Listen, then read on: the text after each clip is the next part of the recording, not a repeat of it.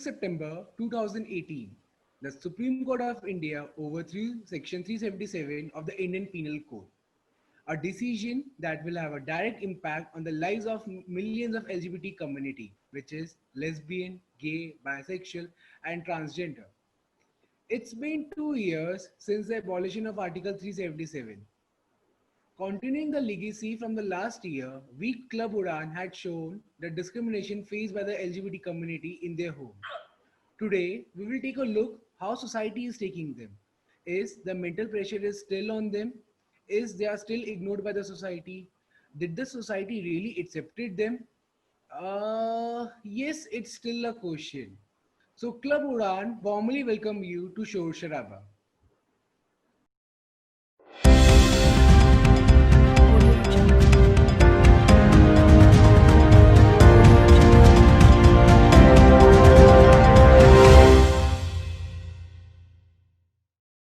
तो नमस्कार मेरे प्यारे देशवासियों, स्वागत है आप सभी का शोर शराबा पर। आज हम एक ऐसे मुद्दे पर शोर उठाने वाले हैं जिसके बारे में इस देश में कोई बात तक नहीं करना चाहता। एक ऐसा मुद्दा जिससे करोड़ों जिंदगियां जुड़ी हुई है। 6 सितंबर 2018 को इस देश की सर्वोच्च न्यायालय ने धारा 377 को असंवैधानिक घोषित कर दिया। जी हां, बिल्कुल सही समझे, हम बात करने वाले हैं LGBTQ समुदाय के बारे में। और आज शोर शराबा पे हम यही जानेंगे कि इस मुद्दे का क्या फर्क पड़ा है आखिरी 2 सालों में। तो इसके लिए सबसे पहले हम मिलते हैं भारतीय जुमला पार्टी के सबसे बड़े जुमलेबाज और वॉल ऑफ शेम से सम्मानित डंपित पात्रा जी से, जो कि युवा में बेरोजगारी के सबसे बड़े परिणाम है।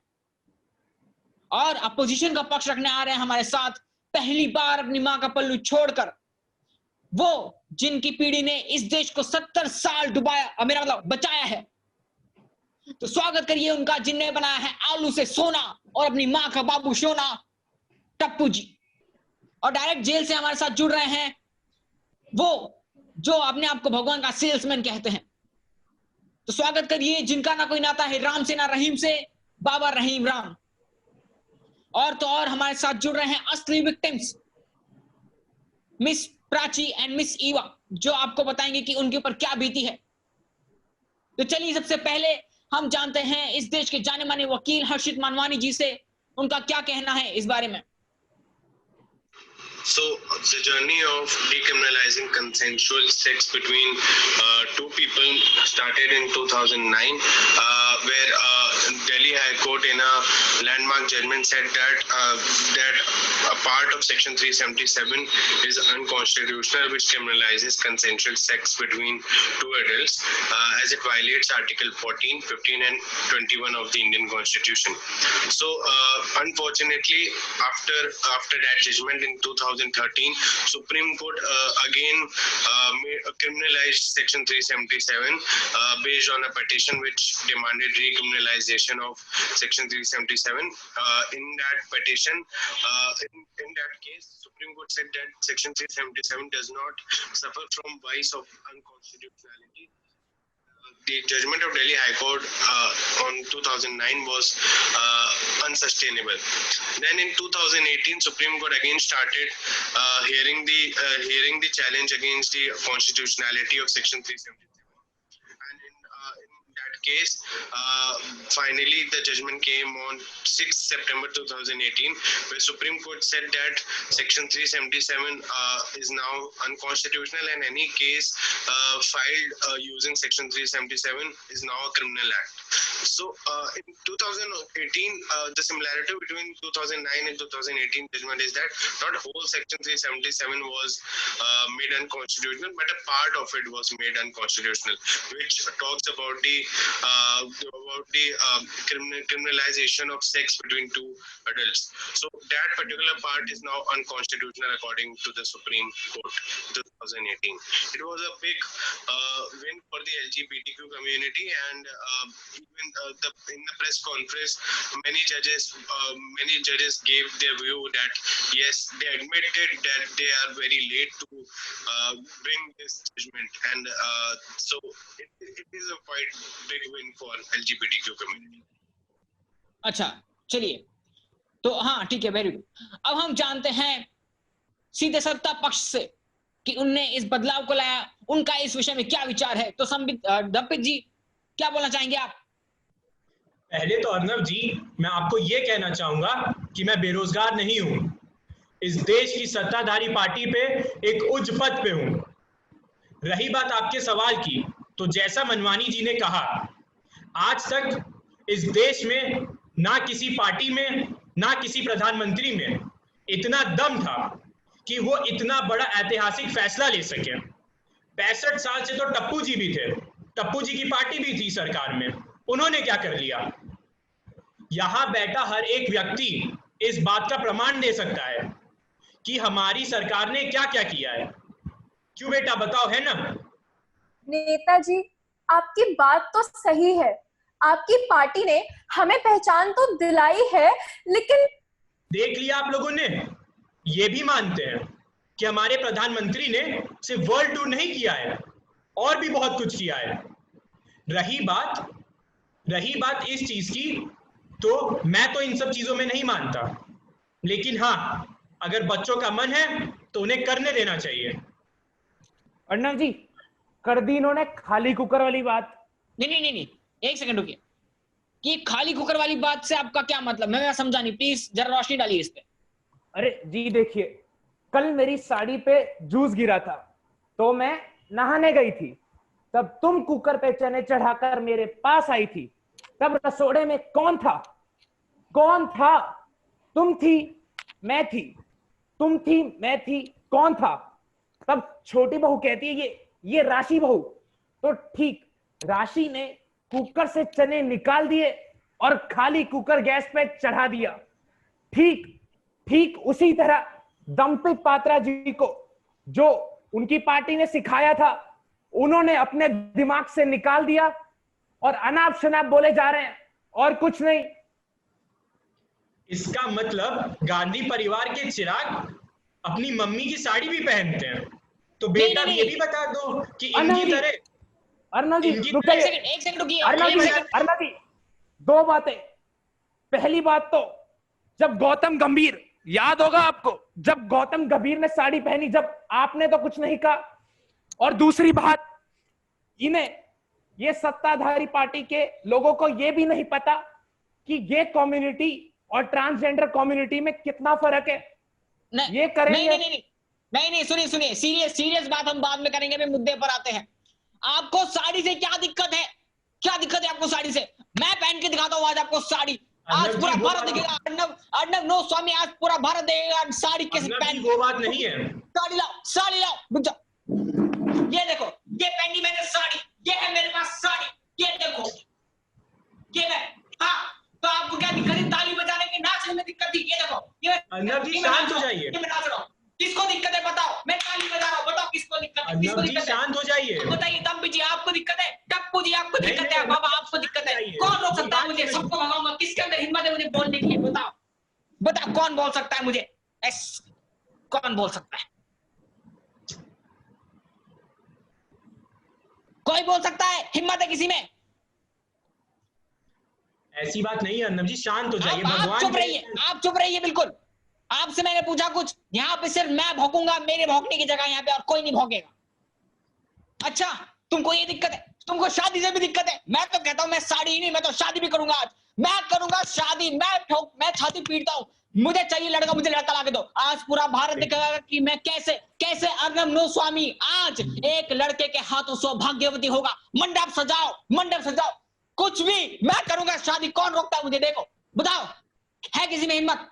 लड़का लाओ, कोई लड़का लाओ, मुझे लड़का चाहिए। लड़का लाओ। ऐसे कैसे कर लोगे तुम शादी? ऐसे कैसे हमारे धर्म के साथ खिलवाड़ कर लोगे? जो प्रथा हजारों सालों से चली आ रही है, तुम उसे बदलना चाह रहे हो? हम बैठे हैं अभी, हम करेंगे हमारे धर्म की रक्षा। देखते हैं कौन धर्म का खिलवाड़ उतारता है। हमारे वेद बताइए, ऐसा कुछ नहीं लिखा है, और ना ही एक बात बताइए गुरुजी, क्या आपका धर्म इस देश के संविधान से ऊपर है? बताइए। हाँ, हम धर्म में मानते हैं, और हम ये मानते हैं कि कोई भी धर्म किसी भी देश के संविधान से ऊपर होता है। तो अर्नव जी एक काम कीजिएगा, हम आपको चांद पे टुकड़ा दिलाते हैं, आप वहीं कर लेना शादी। हाँ, क्यों नहीं। गांधी परिवार तो वहां पे भी सोने की फैक्ट्री लगाएगा ना। अरे ये कौन है? एक मिनट, जब तक भौंकने का बोला ना जाए भौंको मत। कौन भौंक रहा है बीच में? कौन बोल रहा है? चुप रहो, बिल्कुल चुप रहने तो मैं माइक काट दूंगा, बिल्कुल चुप। यहां पे सिर्फ मैं भौंकूंगा। हाँ ठीक है, अब काम की बात पे आते हैं। हाँ, तो अब हम हर्षित मानवानी जी से पूछना चाहते हैं कि आपके हिसाब से लॉ में और कौन कौन से चेंजेस होने चाहिए?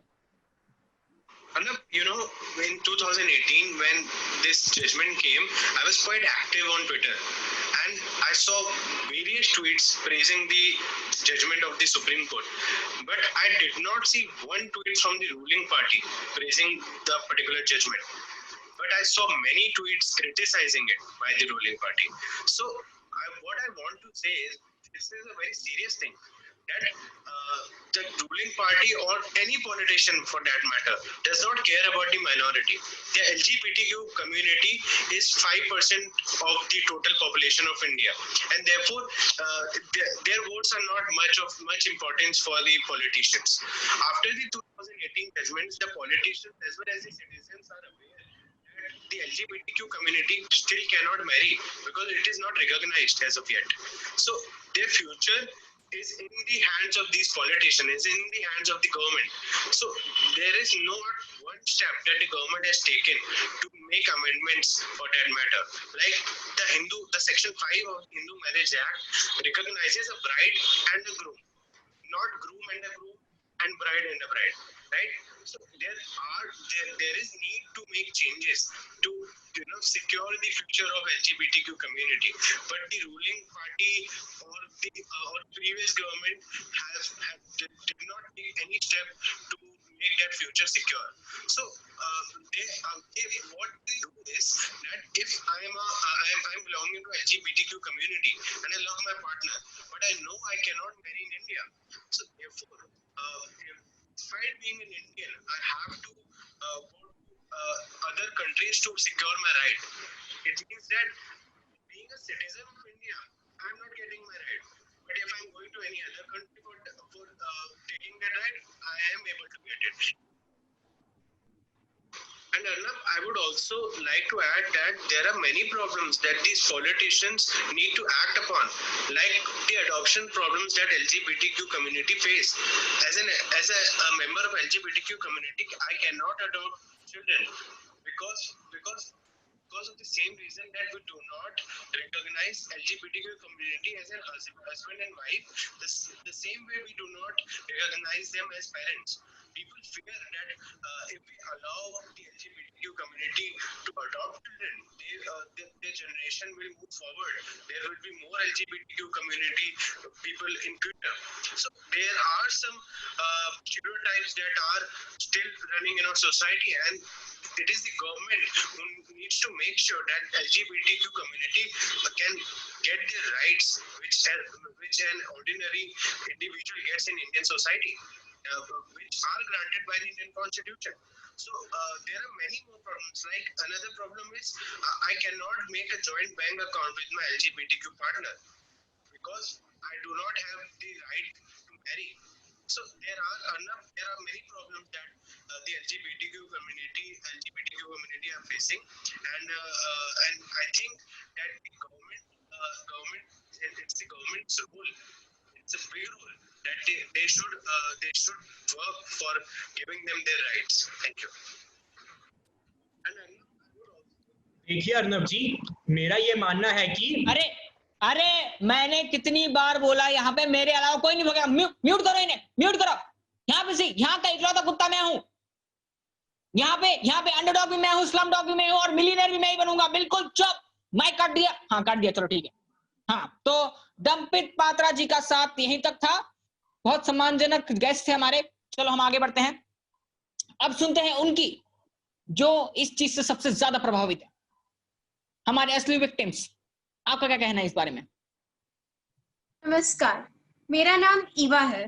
पहले तो मैं अर्नब नोस्वामी जी का धन्यवाद करना चाहूंगी कि आप हमारी ये समस्या इस देश के सामने लाए। हाँ, मैं हर्षित जी की बात से बिल्कुल सहमत हूँ कि लॉज में हमारे लिए बहुत सारे चेंजेस लाए गए हैं, लेकिन जैसा उन्होंने कहा अभी बहुत कुछ होना बाकी भी है। पहले तो मैं दंपत जी और स्वामी जी से ये भी देखना चाहूंगी कि उनकी बातों से ये साफ साफ दर्शाता है कि इस देश की हमारे बारे में क्या सोच है।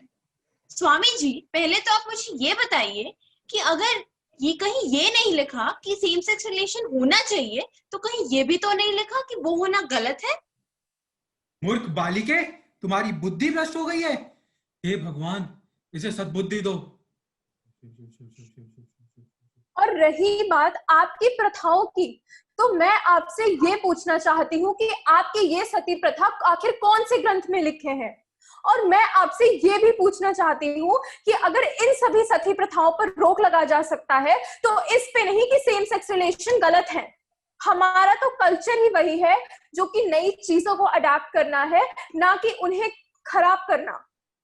भगवान ने मुझे जन्म दिया है, ये भगवान की इच्छा थी। आप कौन होते हैं भगवान की इच्छा को नकारने वाले? 73 साल हो चुके हैं इस देश को आजाद हुए, पर आज भी ये समाज हमें अपनी बेड़ियों में बांधे हुए है। आज भी 7 कदम अगर साथ चल लें तो ऐसा होता नहीं कि इनकी नजरें हमारे सीने को चीरे बिना निकल जाएं। क्या आपने कभी जाना है कि कैसा महसूस होता है जब ना केवल सारा समाज बल्कि आपका खुद का परिवार भी आपको मानसिक रोगी समझे? हम थक गए हैं अब लड़ते लड़ते। ठीक है। क्या सुना आप सभी ने? क्या आप सभी इनके दर्द को महसूस कर पाए, इन बच्चियों के? अगर अब भी आपका जवाब ना है ना, तो मेरा यकीन मानिए आपको पुनः अपने मनुष्य होने पर चिंतन करना चाहिए, क्योंकि ऐसी प्रवृत्ति किसी मनुष्य की नहीं हो सकती। ऐसी प्रवृत्ति केवल दैत्यों की होती है।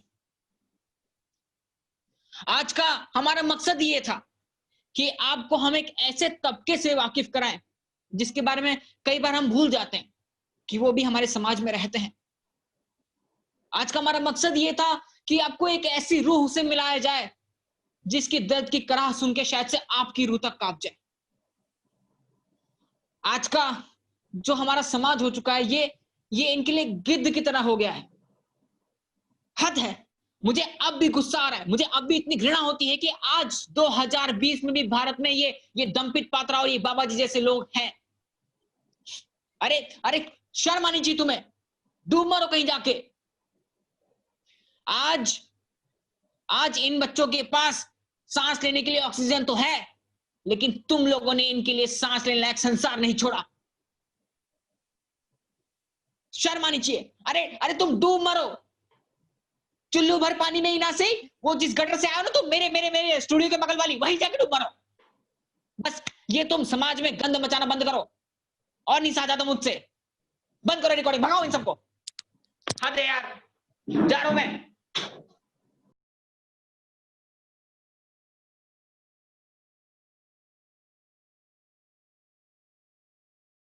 The LGBT community has come a long way and they have done everything to prove themselves. The constitution of this country has given rights to each and every citizen to right to live, right to feel, and the right of freedom. Then where the problem lies in us? Where's the problem? The problem lies in us. The political parties who are using this as their vote bank. The young generation, the youth of India is taking as their memes. Yet the problem remains the same.